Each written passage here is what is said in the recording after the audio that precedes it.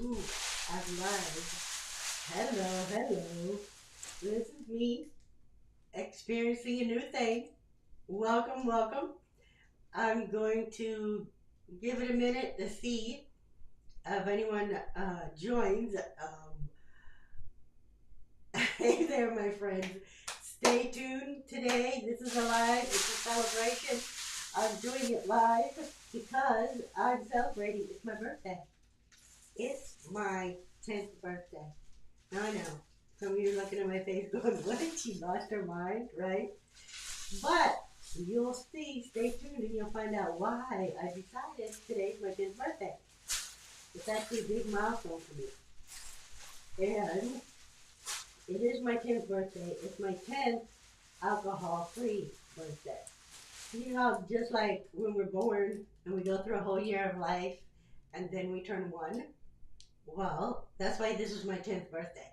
I'm about to enter into the 10th year of living my life without alcohol in it.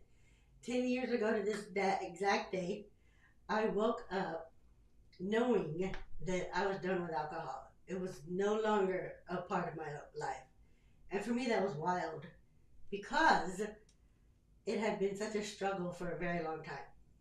However, what I'm sharing here today is going to be 10 things that I've learned in my 9 years as I enter into my 10th year of being alcohol free. And it actually has nothing to do with alcohol.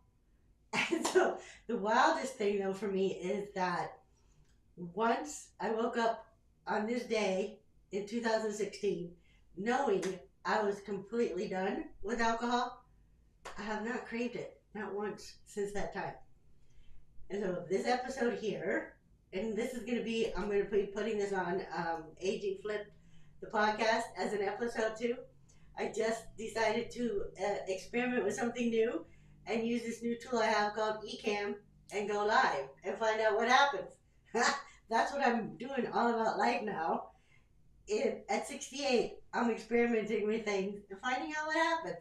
Anyway, so in this episode, which it really isn't about alcohol, it's about real transformation. The one that started the moment I learned to think about my thinking. Because alcohol itself, it was just the surface. The true shift, it was inside. It was internal. It was mental. It was emotional. And it was deeply spiritual. I didn't just change my behavior of over consuming alcohol. It changed, making the change. It's changed how I showed up in my marriage. It's changed how I show up with my kids and my grandkids. It's changed my purpose. It's given me purpose. It's given me a spark for joy in life. It's also changed how I experience random Tuesday afternoons. So today I want to share with you the 10 lessons that I've learned in these 9 years alcohol free. But here's the twist, kind of like what I said earlier. These lessons actually have nothing to do with alcohol.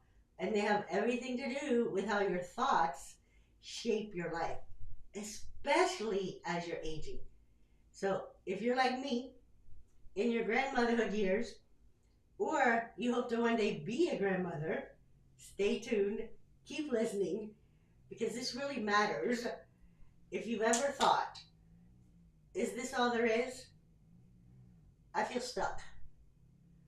But I'm not really sure why. I want something more. I just don't know what that is. You don't need a rock bottom moment to change and to pause and think about your thinking. You just need a new way of seeing it. And that begins with getting yourself to stop running on autopilot and start thinking on purpose. That's what changed everything for me. And it's what I want to show you today. So by the end of this episode, this live, and I will be asking questions, so you can make it a comment. Hopefully this new tool I'm using, it'll show all that up for me. Hopefully I'll figure out how to find it. If I don't, I will come back and answer your question inside the comments on YouTube or Facebook. if I don't get it figured out right here while you're here. So, this is it. So, and then you may never give up alcohol, and you don't need to. That's not really what this is about. My promise is there's something you've been relying on, something that's been making your presence and your peace and your purpose shrink. And once you start thinking about your thinking, you take back your own personal power and you start expanding.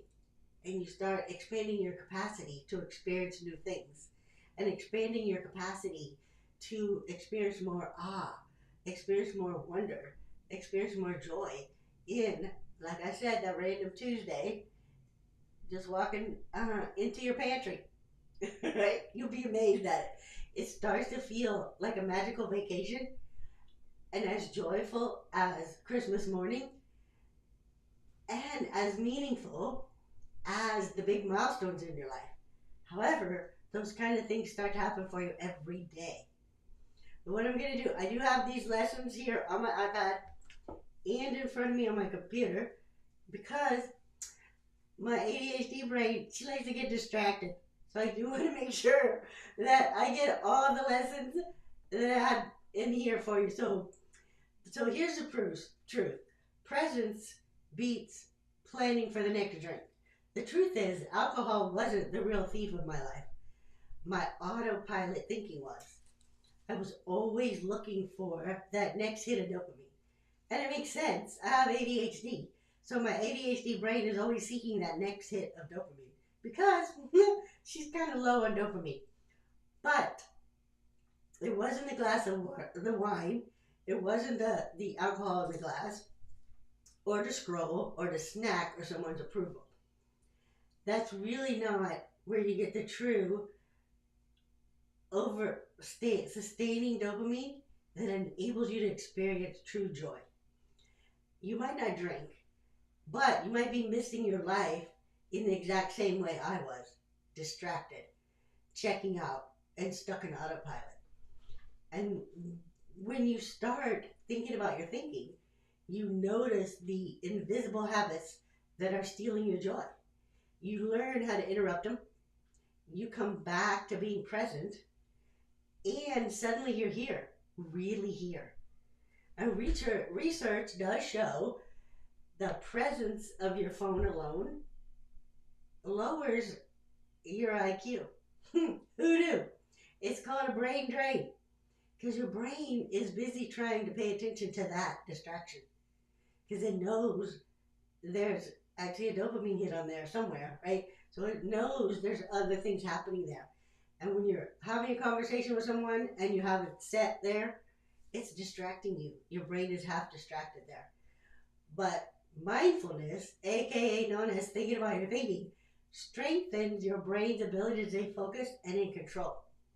So that sitting at the kitchen on a Tuesday morning feels just as satisfying as a vacation you keep putting off.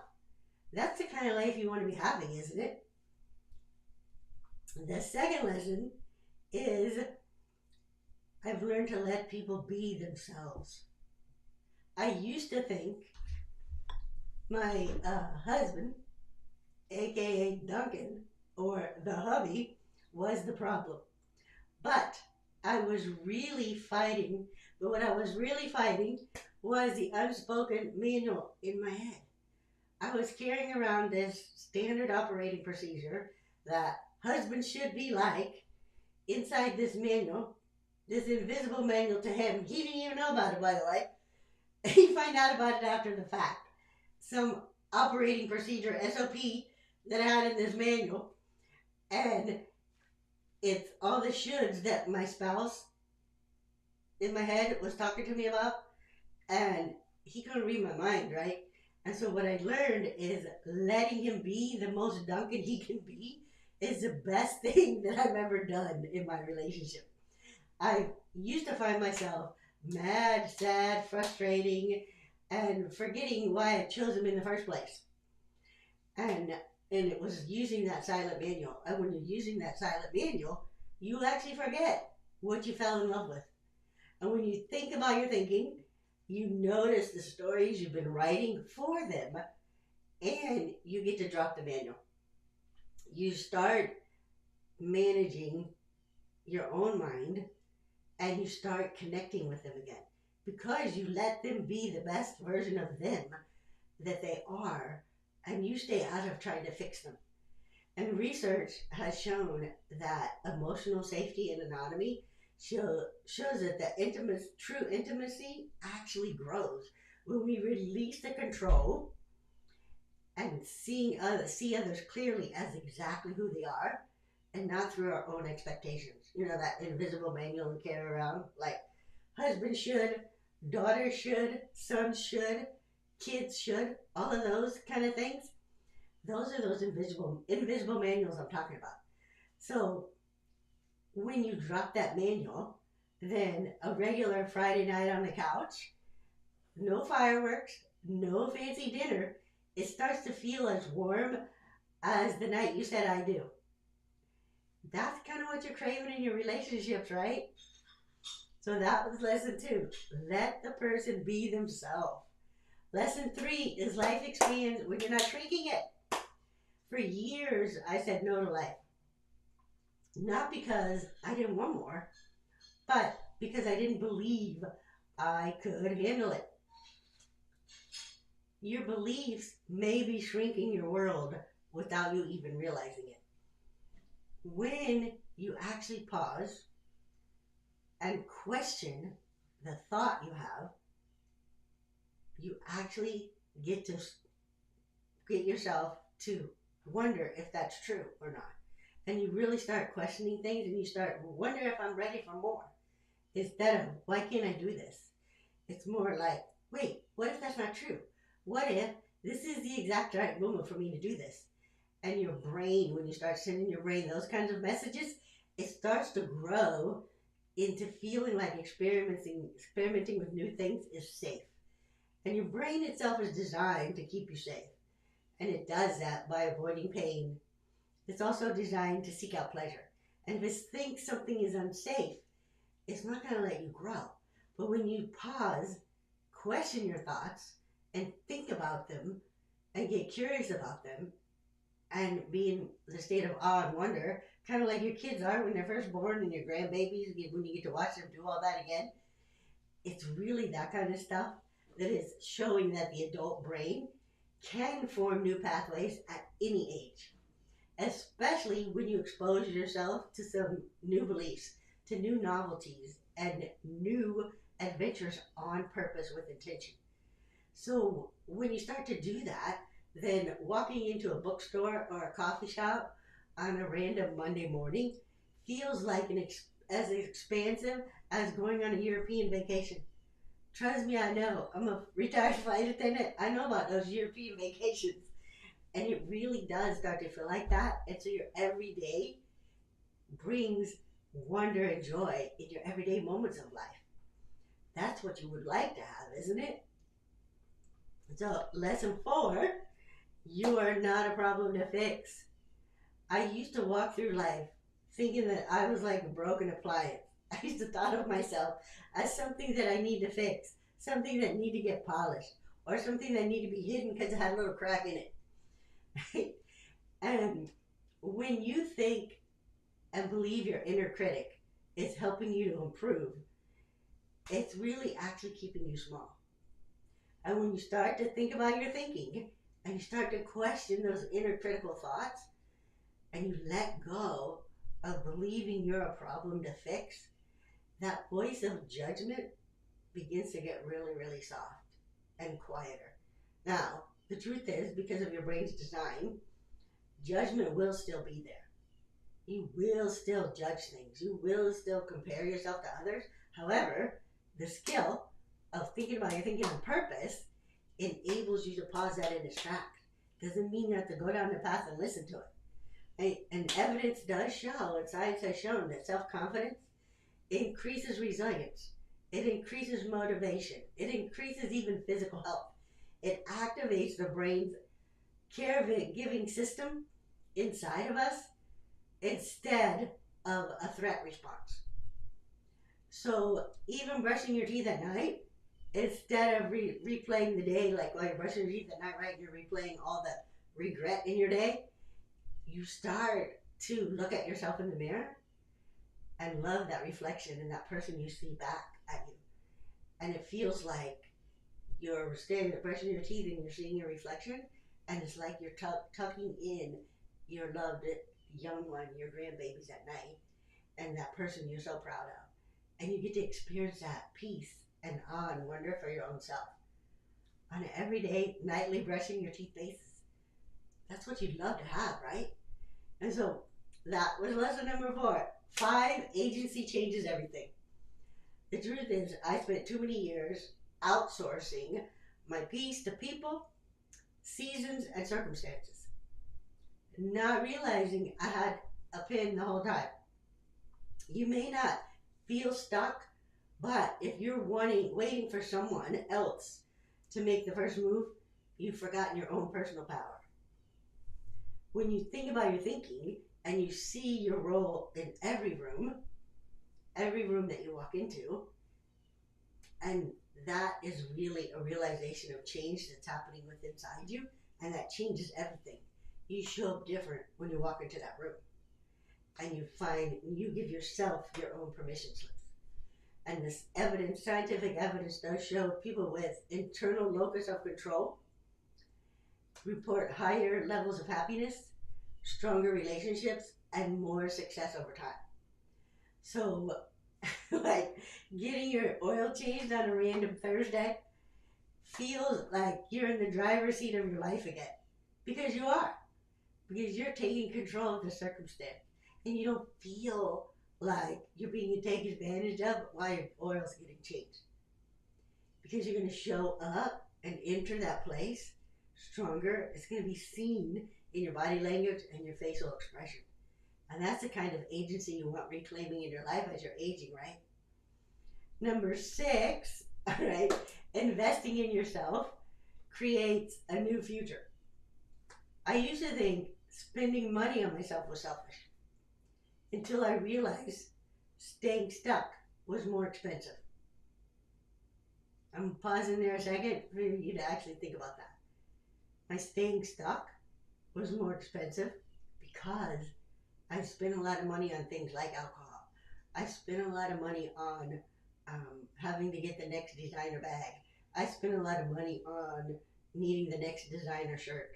I spent a lot of money on trying to reverse what's happening here, or the more expensive makeup, trying to fix it, right? And fighting what was actually happening. And so that's what I mean by spending money on yourself. It isn't selfish and it isn't wasted. It's an investment, and staying stuck where you are is actually more expensive than investing in yourself. Yes, I get it that you might be the budget keeper and the responsible one, but if you're starving, but you might just be starving your future because you're thinking spending money on yourself is selfish. And when you think about, you're thinking about that and open yourself up to the possibility and stop waiting for someday and start investing in the woman you want to become and start being her now, magic happens in your life. And studies have shown that personal development spending leads to higher confidence, increased income, and sharper decision making. That's kind of what you would love to have in your life, right? So number 7 is joy comes from who you become. I used to chase joy like a finish line. Something I'd feel after I'd achieved, performed, or proved something to myself. You might be thinking, you'll feel joyful when things calm down or fall in place, or when you lose those 10 pounds, or when you gain that muscle, or when you figure out how to make this disappear, right? Like all of that kind of stuff. And when you think about your thinking around all of that, you realize that joy isn't out there somewhere. It's actually right inside you. And it's in your growth. And it's in who you're becoming. And it's in the presence that you're giving your life. Evidence does show that long-term joy is linked to growth, purpose, and alignment.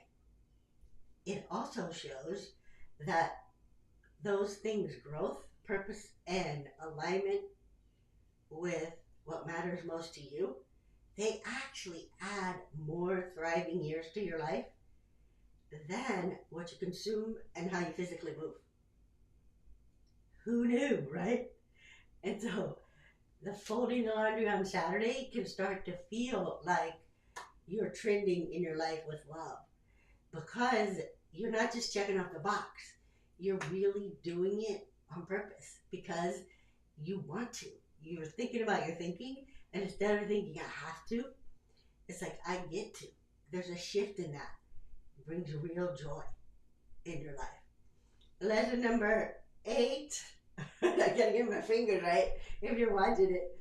Alright. Legacy starts now, not later. I used to think that legacy was a speech, a plaque, a grandchild's memory, but it's really the thoughts that shape the choices you make today. Legacy isn't someday, it's how you live now. You can be the example of what's possible, especially the example of what's possible when you stop believing you're too old, to your own kids, to your grandkids, even to your spouse. My husband is amazed. We were talking about this. There's been actually 9 years today when we went out to lunch, and he's shocked and amazed that it's actually been that long. He's shocked and amazed that I actually have zero desire for alcohol, and he's also shocked and amazed and loving the woman I am being and becoming. And so that's the kind of stuff that you want in your life, right? To be proud of yourself, just as proud of yourself as you are your adult children when they achieve accomplishments. So that image that you see of yourself in the mirror, that pride you have in her when you see it, that's what you want for yourself, right? All right, number 9, hard isn't the enemy. It's the teacher. I used to interpret hard as a sign that I was failing.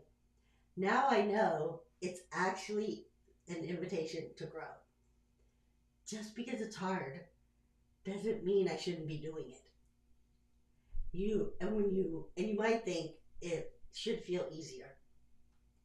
And if it's easier, that means I'm ready for it, which actually isn't true. Because what's happening when it's hard is you're actually leveling up. And you're also using parts of your brain that actually, for the super agers, they'll study, where they've studied the super agers, when something is actually hard for you, what they seem to have in their brains and in their being, it actually comes from getting themselves to do things that feel hard for them. Because there's something chemically that happens within your brain that changes all that. And so evidence has shown that post-traumatic growth, studies show that navigating difficulty with intention increases your resilience, your confidence, and your joy. So even when a Tuesday might turn into a little bit of frustration, it doesn't have to spiral out of control, because now you're aware, oh wait, this is building up my resilience, my confidence, and my joy. And so there's beauty built into the struggle. That's what you want to start thinking about hard, right?